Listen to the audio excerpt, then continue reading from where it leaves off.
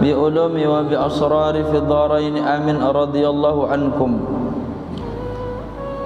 وأما اللسان فهو من أعظم نعم الله على عبده وفيه خير كبير ونفع كثير لمن حفظه واستعمله فيما خلق له وفيه شر كثير وضرر عظيم لمن عضاه واستعمله في غير ما خلق له.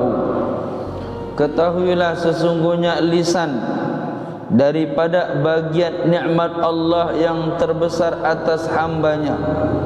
Di dalam lisan begitu besar kebaikan dan begitu banyak manfaat untuk siapa-siapa saja yang menjaga lisannya dan menggunakannya sesuai dengan kebutuhan Allah menciptakannya.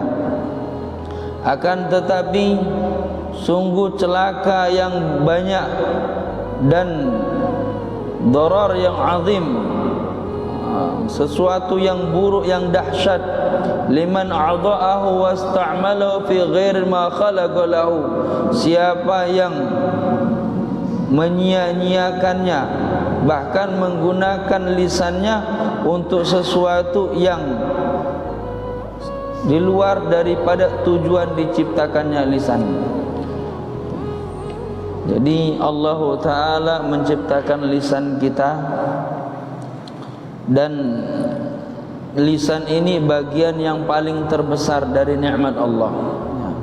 Kenapa dikatakan nikmat yang paling terbesar di antara nikmat-nikmat yang lainnya? Karena lisan ini bisa menyebabkan seseorang masuk surganya Allah, bisa juga menyebabkan seseorang masuk nerakanya Allah.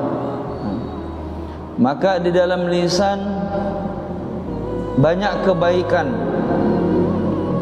di dalam lisan banyak manfaat. Akan tetapi kebalikannya, di lisan pun banyak madarat dan di lisan pun banyak keburukan-keburukan. Wa qad khalaqallahu ta'ala lil 'abdi liyukatsiru bihi min dzikri wa tilawati kitabi. Maka sungguh tidaklah Allah Ta'ala ciptakan lisan untuk hambanya agar hambanya memperbanyak daripada zikir, mengingat Allah, membaca daripada ayat-ayat Allah. Waliyansah bihi ibaduh wa yad'um bihi ila ta'ati. Dia gunakan lisannya untuk menasihati daripada saudara-saudaranya, mengajak saudaranya untuk taat kepada Allah, dan mengenalkan saudaranya untuk mengenal kewajibannya kepada Allah. Ini tujuan daripada Allah Ta'ala ciptakan lisan.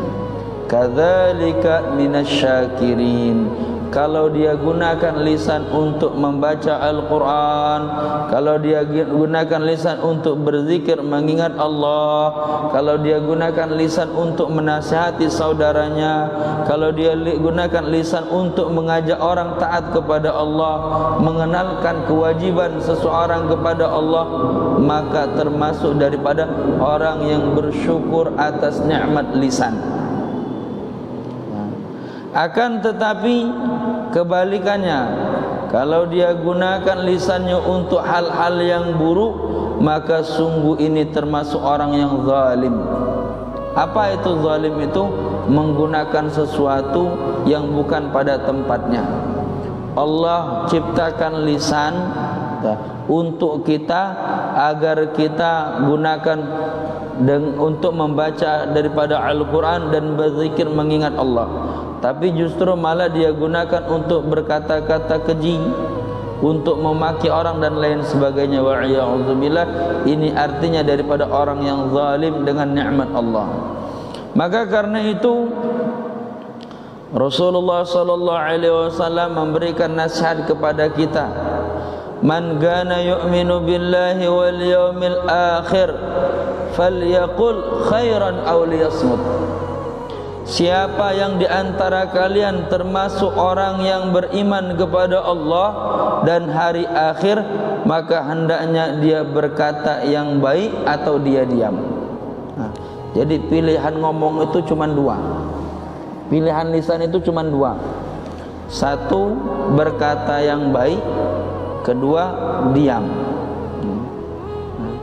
Jadi Rasul katakan, orang yang beriman kepada Allah dan hari akhir, ya, tafsirnya lebih tegasnya lagi, kurang iman seseorang kepada Allah, kurang iman seseorang kepada hari akhir kalau dia tidak berkata-kata baik atau dia diam. Maknanya adalah kalau kita mau berkata-kata, berkata-katalah yang baik.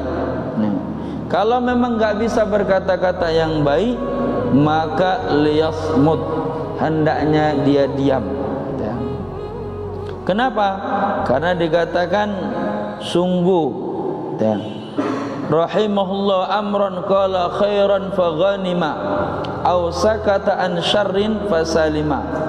Allah Ta'ala merahmati seseorang yang banyak berkata-kata baik, karena dari kata-katanya dia mendapatkan keuntungan, kebaikan, pahala. Atau dia diam dari keburukan yang dia akan lontarkan, sungguh itu salim, maka akan selamat. Jadi kalau seseorang berkata-kata yang baik, Allah Ta'ala merahmatinya. Tapi kalau seseorang diam dari berkata-kata yang buruk, maka itu keselamatan baginya. Man somata naja, man somata naja, kata Rasul. Barang siapa yang diam, maka dia akan selamat. Maka karena itu saudaraku, Allah Ta'ala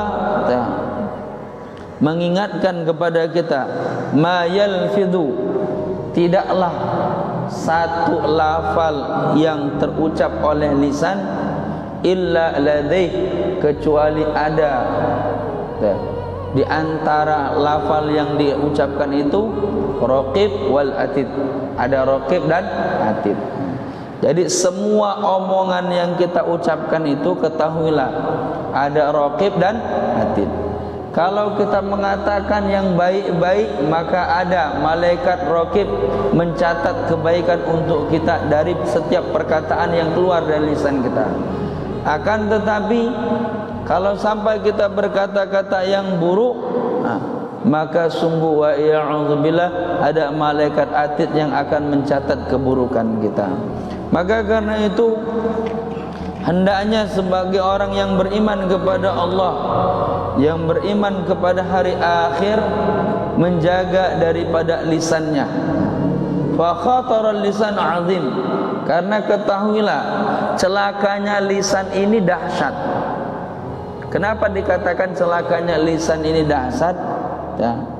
Karena banyak terjadi keburukan-keburukan di muka bumi ini disebabkan karena lisan.